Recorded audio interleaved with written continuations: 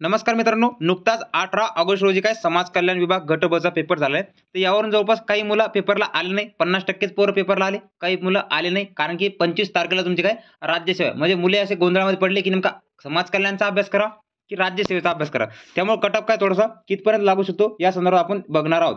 बघा, तत्पूर्वी महत्त्वाची बाब लक्षात घ्या की जागा किती, फक्त 22 जागा होत्या. किती? 22 जागा.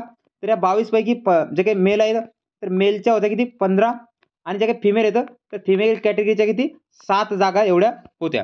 मग जवळपास तुम्ही जर विचार केला पेपरला काय 100 क्वेश्चन 200 मार्क 200 मार्क आणि त्यामध्ये सुद्धा काय निगेटिव्ह सिस्टम होती. याच्यामध्ये काय नकारात्मक पद्धती होती. कोणती? नकारात्मक गुणदान पद्धती याच्यामध्ये अवलंबलेली होती. मग जवळपास जर विचार केला पेपर मध्ये किती प्रश्न तुमचे बरोबर यायला पाहिजे कट ऑफ येण्यासाठी, तर जवळपास 65 ते किती 70 लक्षात घ्या. 65 ते 70 प्रश्न तुमचे काय बरोबर यायला पाहिजे. क्वेश्चन म्हणतोय काय क्वेश्चन तुमचे काय बरोबर यायला पाहिजे. म्हणजे जो काही ओपन वर्ग असणार तुमचा, तर ओपन वर्गाचा जवळपास कट ऑफ जर आपण बघितला तर जवळपास 130 किती 130 ते किती 140च्या दरम्यान काय तुमचा कट ऑफ यायला पाहिजे. आणि त्यानंतर जर याचा विचार केला की जवळपास कॅटेगरी आहे तर बाकी हा जर ओपन कोणता पुरुष वर्गाचा आणि जे काही महिला येतं तर महिलामध्ये जवळपास किती 5 ते 7 मार्क याच्यामध्ये काय तफावत होऊ शकते. किती 5 ते 7 मार्काची तफावत.